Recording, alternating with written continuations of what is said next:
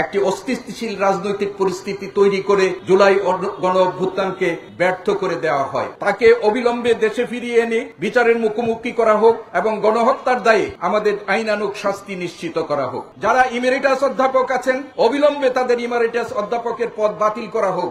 এই মাসে বাংলাদেশের উপর 2024 সালে বাংলাদেশের উপর 1.5 দশকের বেশি সময় ধরে জগদ্দল পাথরের মতো বসে থাকা ফ্যাসিস্ট স্বৈরাচারী খনি শেখ হাসিনার বিরুদ্ধে এদেশের ছাত্র জনতার গণ অভ্যুত্থান সংগঠিত হয়।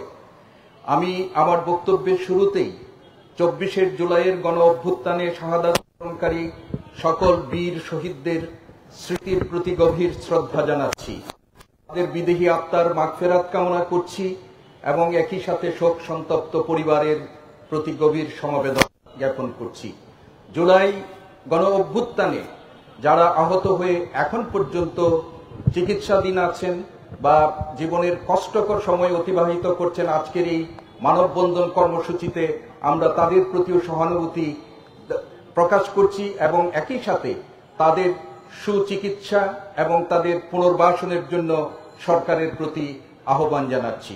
প্রিয় উপস্থিতি, আপনারা ইতিমধ্যেই জেনেছেন আমরা ঢাকা বিশ্ববিদ্যালয়ের সাদা দলের শিক্ষকবৃন্দ কেন এই মানববন্ধন কর্মসূচিতে একত্রিত হয়েছি।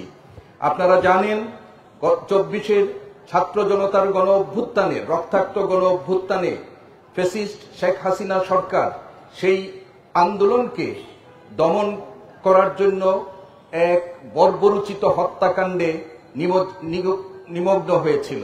আপনারা এও জানেন যে সেই সময় আন্দোলনকারী শান্তিপূর্ণভাবে আন্দোলনকারী বিক্ষোভকারীদের হত্যা করার জন্য শেখ হাসিনা তিনি তার আইন শৃঙ্খলা রক্ষাকারী বাহিনীকে নির্দেশ দিয়েছিলেন।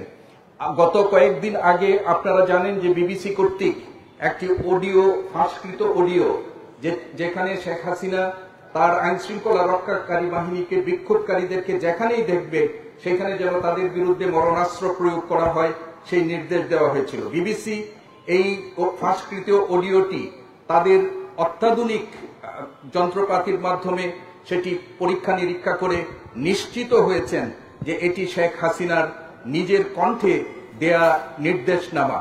আমরা আজকের এই প্রতিবাদ মানববন্ধন থেকে প্রথমেই একজন দেশের প্রধানমন্ত্রী যিনি অবৈধভাবে ক্ষমতা দখল করলেও তিনি একজন মানুষ, সেই মানুষ হিসাবে তিনি যে নির্দেশটি দিয়েছিলেন আমরা তার জন্য তীব্র নিন্দা এবং প্রতিবাদ জানাচ্ছি।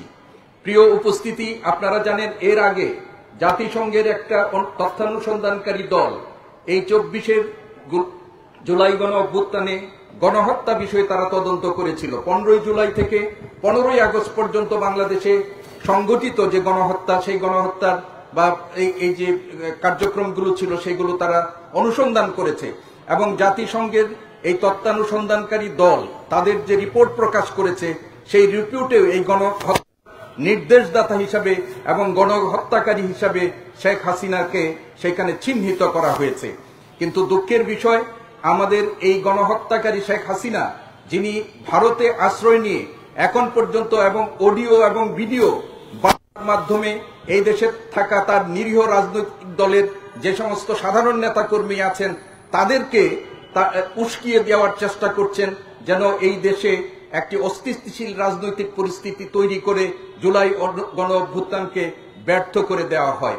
আপনারা এও লক্ষ্য করেছেন যে শেখ হাসিনার এই নির্দেশ প্রদান তিনি করেছেন, তার নেতাকর্মীদেরকে তিনি এখানে বিপদের মুখে ঠেলে দিচ্ছেন, কিন্তু এই 5 আগস্ট তার পদত্যাগ এবং দেশ থেকে পলায়নের পূর্বেই তিনি তার পরিবার পরিজনকে নিরাপদে দেশের বাইরে নিয়ে যাওয়ার জন্য সমস্ত ব্যবস্থা করেছেন। এই হচ্ছে এই ফ্যাসিস্ট শেখ হাসিনার চরিত্র।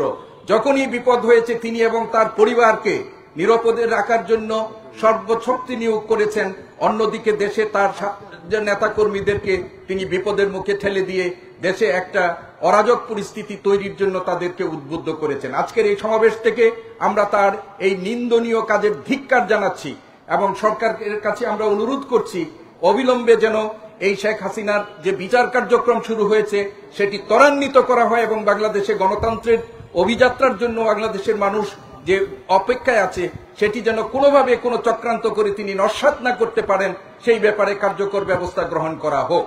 তাকে অবিলম্বে দেশে ফিরিয়ে এনে বিচারের মুখোমুখি করা হোক এবং গণহত্যার দায়ে তার সর্বোচ্চ শাস্তি, আমাদের আইনানুগ শাস্তি নিশ্চিত করা হোক। প্রিয় সহকর্মীবৃন্দ, আপনারা আজকের এই সমাবেশের আরেকটি আমাদের উদ্দেশ্য এখানে আপনারা দেখতে পেয়েছেন।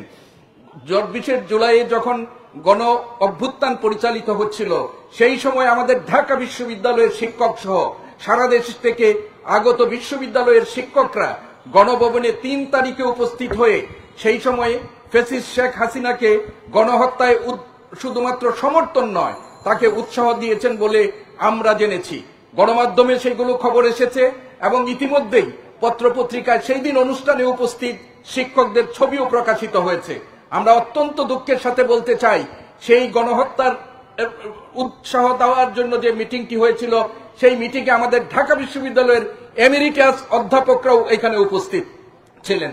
আজকের এই সমাবেশ থেকে আমরা ঢাকা বিশ্ববিদ্যালয় কর্তৃপক্ষের কাছে জোর দাবি জানাতে চাই, সেই ৩ তারিখের জুলাই মাসের গণহত্যার সমর্থন এবং উৎসাহ দেওয়ার জন্য ঢাকা বিশ্ববিদ্যালয়ের যারা ৩ আগস্ট যারা সেখানে উপস্থিত ছিল, তাদেরকে চিহ্নিত করে তাদের বিশ্ববিদ্যালয়ে প্রচলিত আইন অনুযায়ী তাদের বিরুদ্ধে ব্যবস্থা গ্রহণ করা হোক। যারা ইমেরিটাস অধ্যাপক আছেন, অবিলম্বে তাদের ইমেরিটাস অধ্যাপকের পদ বাতিল করা হোক। আমরা এইও বলতে চাই যে ইতিমধ্যে ইমেরিটাস অধ্যাপকদের মধ্যে খুনের দায়ে এবং দুর্নীতির দায়ে যারা অভিযুক্ত হয়েছেন, তাদের ইমেরিটাস অধ্যাপক পদ বাতিল করে তাদের বিরুদ্ধে আইনানুগ ব্যবস্থা নেওয়ার জন্য বিশ্ববিদ্যালয় কর্তৃপক্ষের কাছে আমরা জোর দাবি জানাচ্ছি। একই সাথে বিশ্ববিদ্যালয় কর্তৃপক্ষকে আমরা তাদের বিরুদ্ধে যদি ব্যবস্থা গ্রহণ না করা হয়, সাদা দল এই ব্যাপারে তাদের পরবর্তী কার্যক্রমের মাধ্যমে বিশ্ববিদ্যালয় প্রশাসনের উপর চাপ প্রয়োগ করে সেটি করতে বাধ্য করা হবে। আমি আর আমার বক্তব্য